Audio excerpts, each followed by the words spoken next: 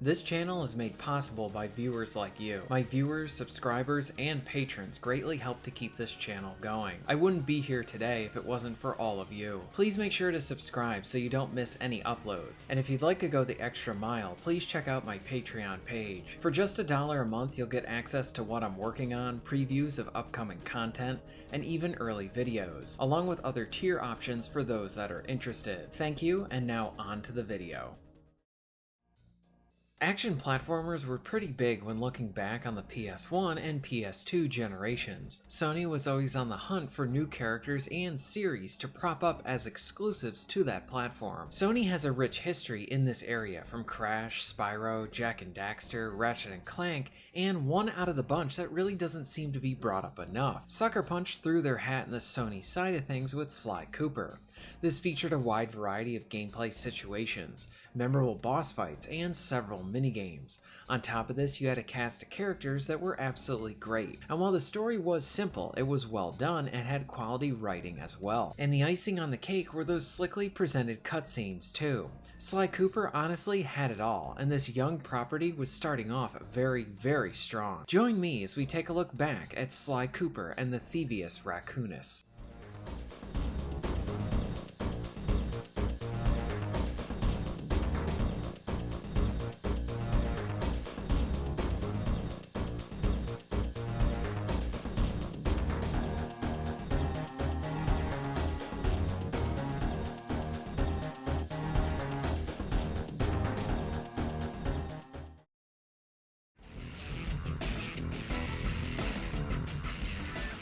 The founding members of Sucker Punch had a background with Microsoft and were very interested in making their own games and striking out on their own. They had their hearts set on a platformer, one that used physics in interesting ways to provide both challenging and engaging gameplay to the player. The title would be centered around a robot who would be tasked with venturing through various theme park environments. This allowed the developers to provide continually interesting locations to provide a more traditional carnival along with something that looked like ancient Greece. The player would visit these hub-like areas to try and earn tickets to progress. The unique physics system would allow for platforming, swinging, throwing objects, along with a lot more. Even the weight and speed of your movements would be factored into the gameplay. Oddly enough, one of the most interesting aspects to the creation of Sucker Punch and their first title was their search for a publisher for this game. While Sucker Punch would go on to make games for Sony's systems, Rocket was developed with the Nintendo 64 in mind. Sucker Punch had early discussions with Sony regarding Rocket. Sucker Punch suggested that the title would initially release on the Nintendo 64 and then be ported to the PS1, especially considering the game was being made with the Nintendo 64 development kit. Sony executives were not fond of the idea of publishing a title on their competitor's system first, and they didn't think that the Rocket concept was a marketable mascot. At this time, Sony had their first system and was very interested in characters and games that people could point to and see that it belongs to Sony. So at the time, the Sucker Punch and Sony deal did not work out. Sucker Punch explored other publishers, even making an offer to Nintendo, who sadly rejected their pitch. EA was actually interested in working with Sucker Punch, but they wanted the developers to work on a new concept for them, which would result in Rocket being sidelined. This deal was abandoned because the developers did not want to drop their project. Ultimately, Rocket found a home with Ubisoft. Rocket Robot on Wheels may not have been a huge seller for Sucker Punch, but it represented a very strong start for the young studio.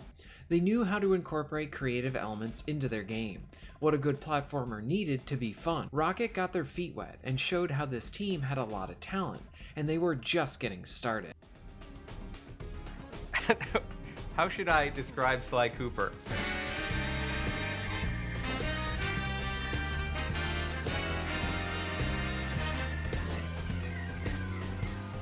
He's charismatic, Suave, debonair, cool, slick, fast, stealthy, athletic, just daredevil. Sly Cooper is charming thievery.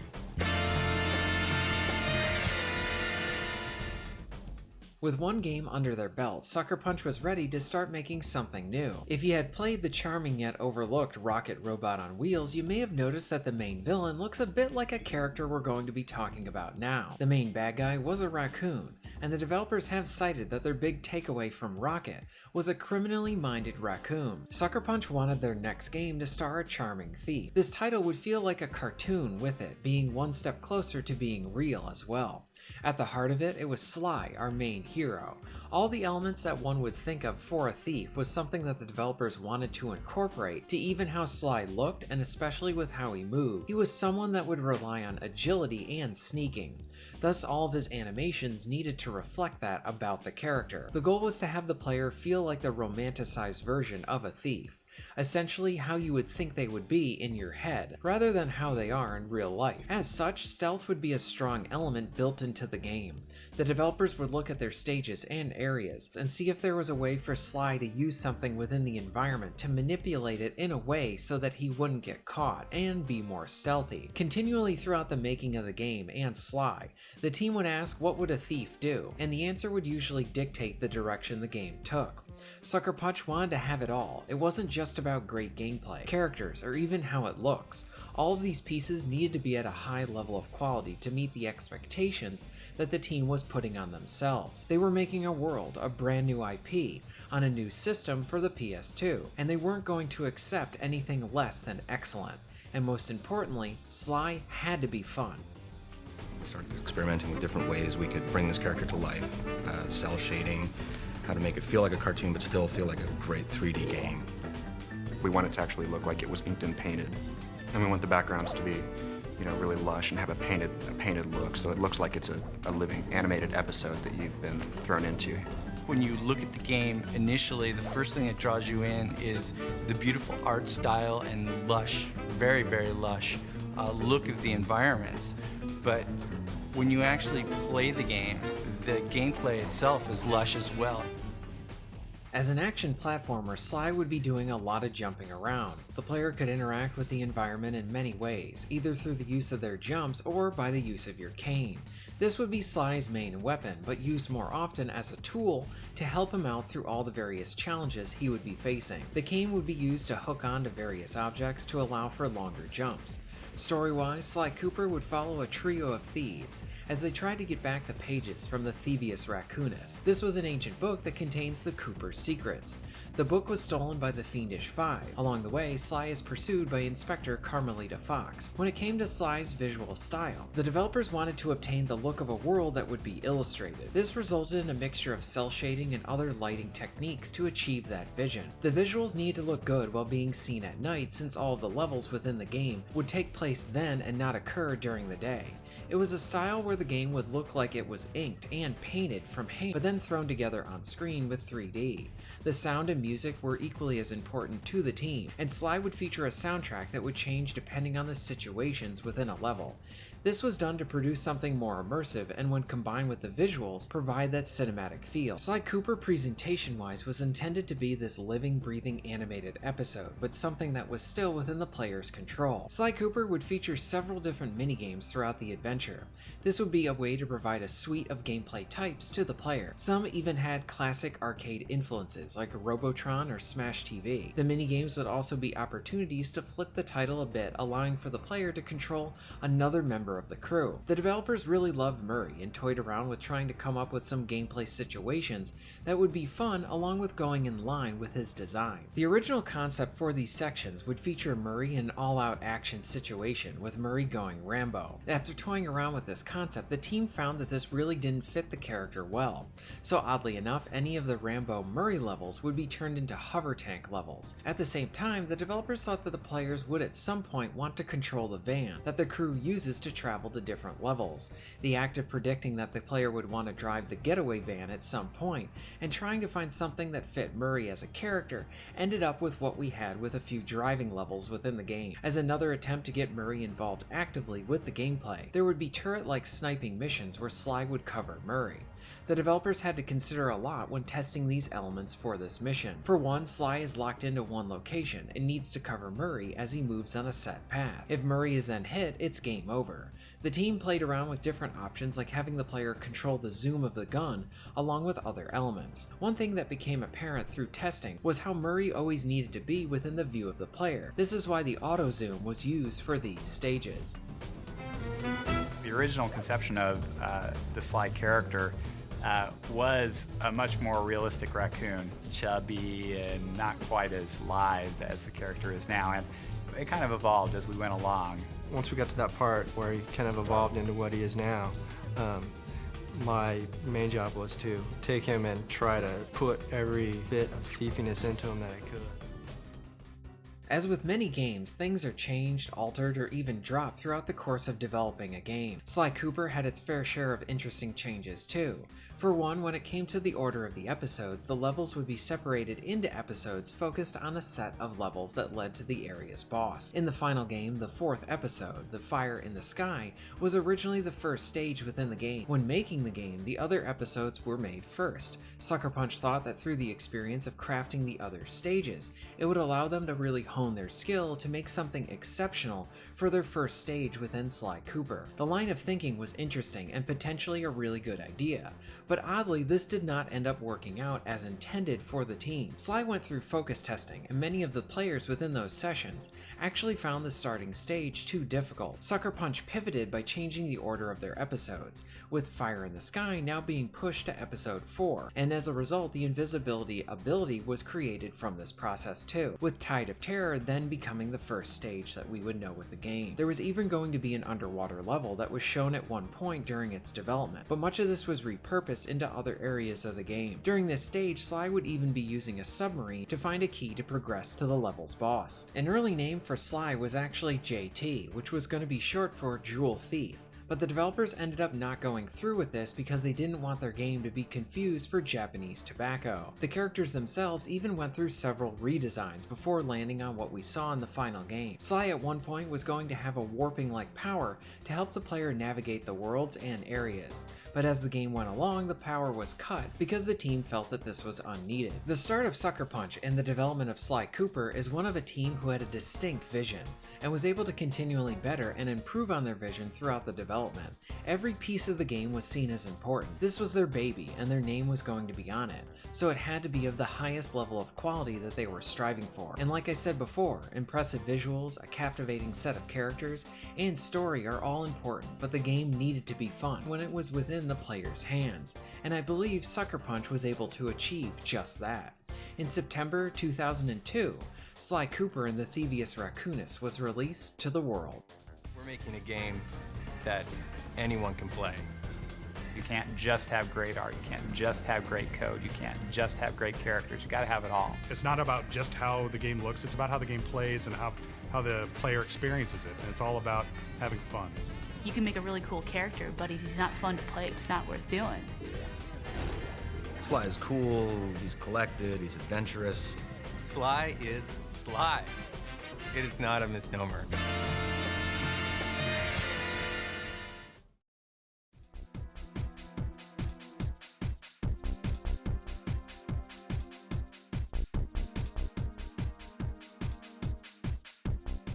When spending time with Sly Cooper for this retrospective, it was an absolute delight. Sly Cooper in some ways kinda reminds me of a PS1 game, but with the PS2 coat of paint and presentation. The title brings so much to the table, from its solid action platforming, variety of missions, and levels to complete. Minigames, while varying in their quality, the amount of them is kind of impressive. And then on top of that is this visual style and presentation that really sucks the player into the world to create this distinct place that you want to spend more time within. Same even goes with the story and its characters. Pretty much everything Sly tries to do, it succeeds at, and provides a high level of quality to its experience. Sure, it has some flaws in some areas, and they are worth noting, but even while annoying at times, they don't significantly hurt the all-out greatness that Sly provides.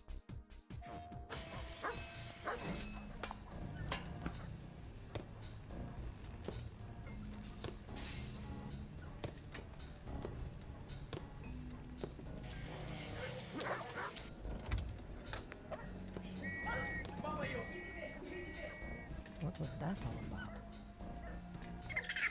Sly Cooper, he's one cunning, devious Thievius Raccoonus, with an E for everyone.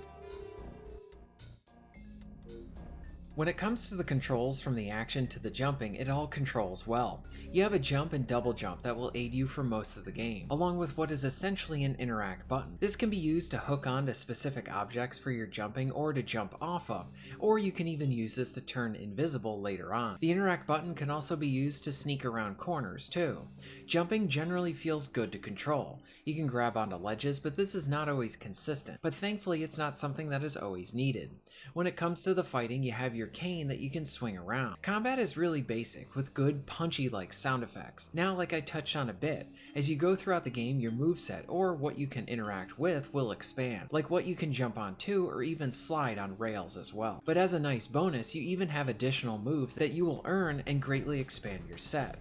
For example, you will learn how to do a dive attack, roll, adding on a slow-mo to your jumps, gadgets like decoys, and even having an explosive hat, along with much more. So this is pretty cool because you are rewarded for seeking out the optional stuff like bottles and vaults. At the same time, this stuff is not essential to beating the game. You never really need these abilities or gadgets to complete the game. In some ways, these are really cool items to try out or even play around with in the levels. Though there are a few moves that I found to be essential, like no longer taking damage from water, along with being able to suck up coins that are near you as well. Both of those are very useful. But if you're looking to really dive into Sly to its fullest, you're going to want to seek all of these out.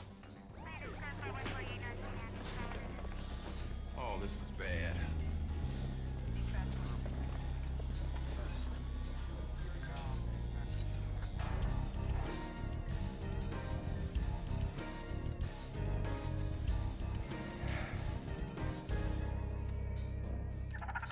Sly Cooper, he's one cunning, devious Thievius Raccoonus. Rated E for everyone. Something I really like about the level design within Sly is how it has a nice mixture of guided and leaving room for the player to figure things out. So you will go into an area and Bentley will provide you with where you need to go, or sometimes what you need to do. But depending on the stage, this will range from the level of guidance that is provided. The more guide stuff thankfully doesn't feel too heavily in the handheld direction, just more focused if that makes sense. Whereas you'll have challenge rooms or areas where you're kind of left up to figuring it out on your own how to do it. This is essentially seen in the final gauntlet of levels in the final world. And then there's even cases where Bentley will tell you to do something, and then there's another way to complete it if you so choose. Within the first level, you're told to use a ladder to get over a gate, but you can sneak over it by using a rope to the right as a means to get over that same gate. At this point in the game, Bentley has not informed you that you can actually attach to ropes. You can sort of figure it out. Again, this is a small moment at the very start of the game, but something like this is impactful because of the player problem solving. You'll have a few worlds that you will visit and are tasked with finding keys. Find all the keys and then you can fight the boss. The worlds are sort of like these little expanding hubs, with dungeon-like individual levels that you'll need to complete for most of the keys. Something I liked about this is oftentimes you can choose between a few levels. You're going to need to do them all overall, but you can choose the order of them in many cases. Each one of these levels brings a lot of personality and action to work through. For example, you may need to dodge several traps, rush through a level without being shot, along with many others, and several different minigames pop up as well. Like within the first world, you have levels with fire traps you need to dodge, or trip lasers that like to lock onto you. Then there's even some fun one-off stages like using a barrel to dodge being shot at to get your key. Why not a couple of pictures and then go home? Anybody you recognize here? Huh? I don't hang out with animals, man. I don't know. Which one is he? Does this ring a bell? Which one? You're sitting here lying to me, wasting my time. You're a liar, and I know you're a liar. Ask me here. Is it this one? How about that one, huh? Sly Cooper, he's one cunning, devious Thievius Raccoonus. Rated E for everyone. The levels are varied. You might conduct various heists within machine-like locations, fighting through a casino and city levels, ones that feature swamp-based stages, and even a martial arts-inspired set of China stages too. They are all varied and distinct. These are the types of levels that stay with you.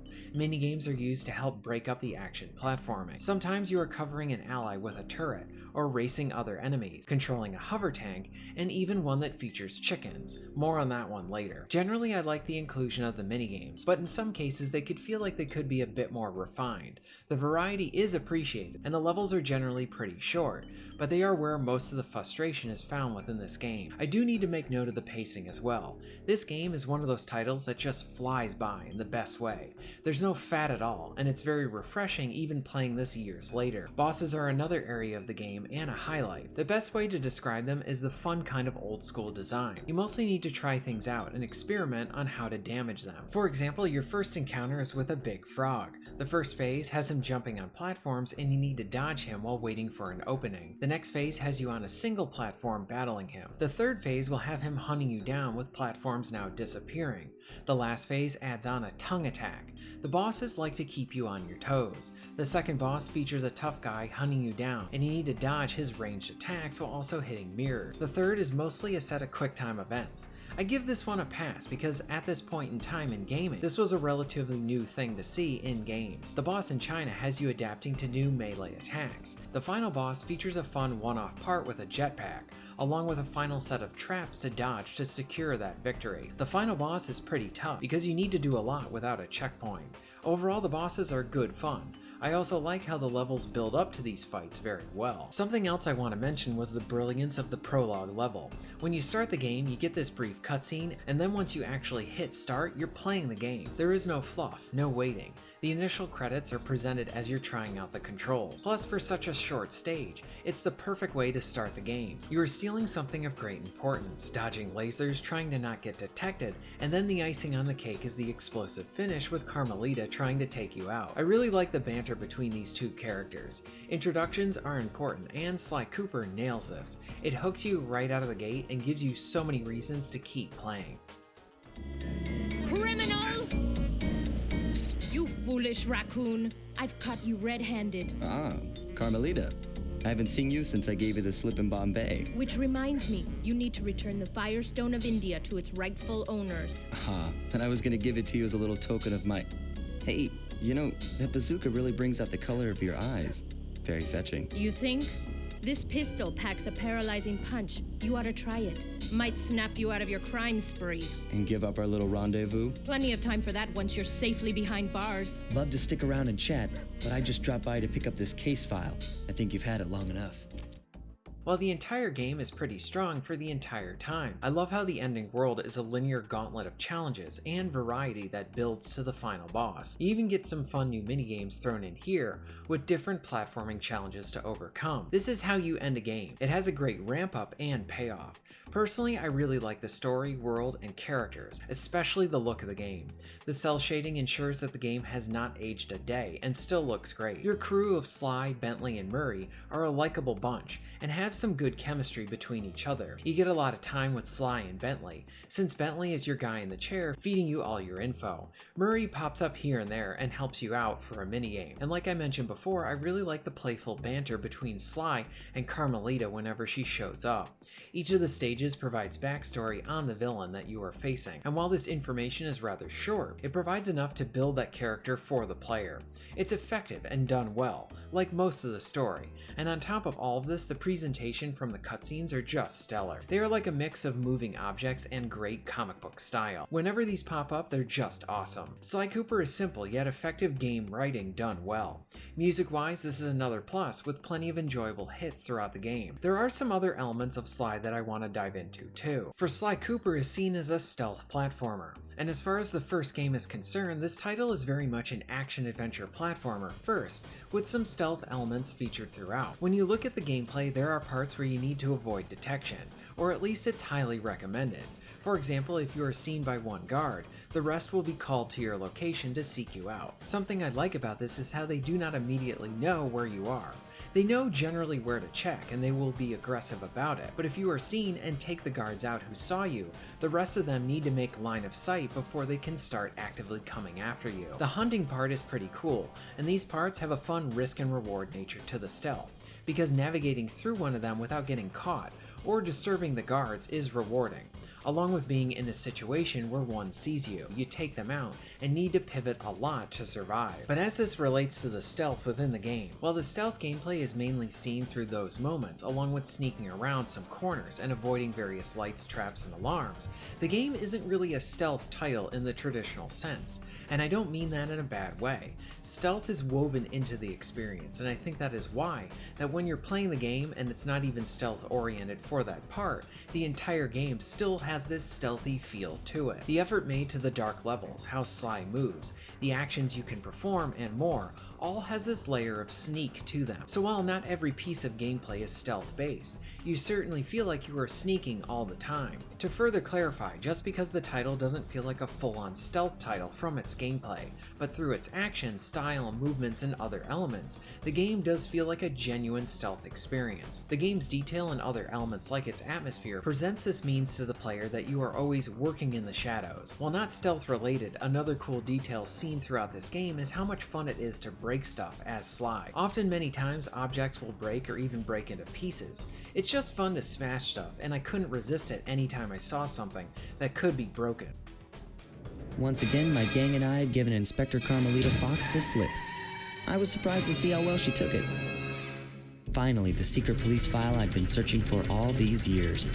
With this, I could avenge my family and regain possession of our most valued treasure. It all began when I was just a kid, bouncing on my father's knee. You see, I come from a long line of master thieves who kept all their secrets of sneaking and stealing in an ancient book, the Thievius Raccoonus. Anyone who read it learned to be especially sneaky, which is why we specialize in stealing from criminals. After all, there's no honor, no challenge, no fun stealing from ordinary people. You rip off a master criminal, and you know you're a master thief. Well, on the night I was supposed to inherit the book, 5 visitors came unannounced to our door. My father fought to protect us, but the gang of villains known as the Fiendish Five overpowered him and ransacked our house until they found the Thievius Raccoonus. Our family's manual of thieving greatness fell into their filthy hands. They tore the book into 5 pieces and split it up, each villain disappearing to the farthest corners of the world to commit dastardly crimes. Broken alone, I was dumped at the town orphanage. There I met 2 guys who became my lifelong buddies and trusted crew. Bentley, techno genius and strategist supreme, and Murray, part-time driver and full-time burden. Together we pledged to track down the Fiendish Five, avenge my father, and steal back the Thievius Raccoonus. I knew I was about to face the toughest test of my life. On this mission, I would either become a master thief like my ancestors before me, or fail and allow my family name to bite the dust. Now when it comes to the flaws, Sly Cooper has a few. For one, there is no option to invert the camera from moving it left to right. You get used to this, but it can be a minor annoyance when playing this for the first time. Also, sometimes it feels like you should connect to something with your circle button, but Sly will just miss it and you'll die. This happens a few times throughout the game, but thankfully not often. There are a few fake outs that feel like gotcha moments for the player to fail, that honestly feel like you wouldn't really know that they were there unless you previously played through the game. The racing minigames need to be balanced better too. The first one is really tough and will take you a few tries, whereas the second one in China can be beaten on the first try. Now the biggest flaw is that chicken level. This level is incredibly frustrating, cheap, and honestly it just doesn't feel play tested at all. You need to dodge explosive enemies that hunt you down, along with collecting chickens before the time limit is up. One of these things would have been reasonable, but both at the same time can feel impossible. Like there would be times where I'm doing well, but I end up just running out of time. Or another I was doing just fine and then the enemy just spawns right in front of me and cheaply kills me. Sly has the perfect pacing until you get to this level. It halts everything and it's just annoying. The game is really enjoyable, but the chicken level is something I never want to play again. Now before we move to the conclusion, I want to show off some of the soundtrack. Here are a few tracks from the game.